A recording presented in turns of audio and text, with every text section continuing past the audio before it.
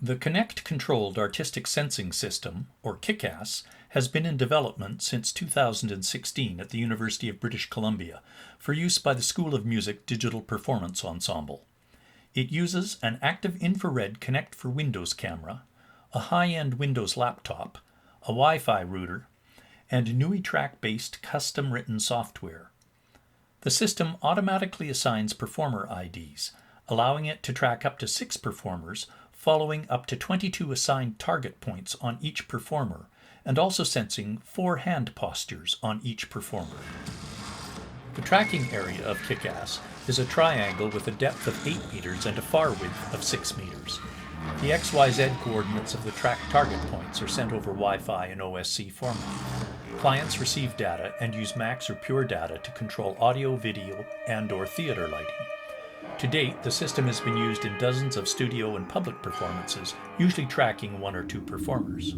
One of the problems with the system is that when one performer is occluded by another, or when a performer exits and re-enters the tracking area, the system loses track of the performer and upon reacquisition assigns them a new tracking ID.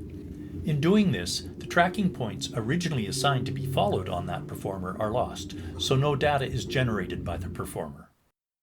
A second problem with the system is that occasionally in performance it will swap its identification of 2 performers, so that the tracking points are maintained, but are now read off a different performer. To overcome these issues, we developed color tracking of the performers, allowing us to override the system-assigned performer IDs. By having performers wear specific colors, we were able to generate consistent performer IDs that overcame the issues resulting from occlusion and exit and re-entry. In order to do this, we begin by having each performer individually register their color in the performance space. From the camera feed, we make a 6-frame analysis of the performer's dominant costume hue, based on their hip-shoulder quadrilateral. We convert the image from RGB to hue saturation value, and then create a histogram of all hue values in the quadrilateral. The value that occurs most frequently is selected as the dominant hue and is registered with the system. During registration, we also select tracking points on each performer and also select whether or not hand positions are to be tracked. During performance, the system checks each performer's HSC values every 500 milliseconds. A confidence value is generated by comparing incoming colors with registered colors. The closer the incoming color is to a registered color, the higher the confidence value. If the confidence value falls below a certain threshold, the system runs optimization routines. If the system discovers a performer color match that is closer than the current assignment, the color IDs are swapped between the 2 performers.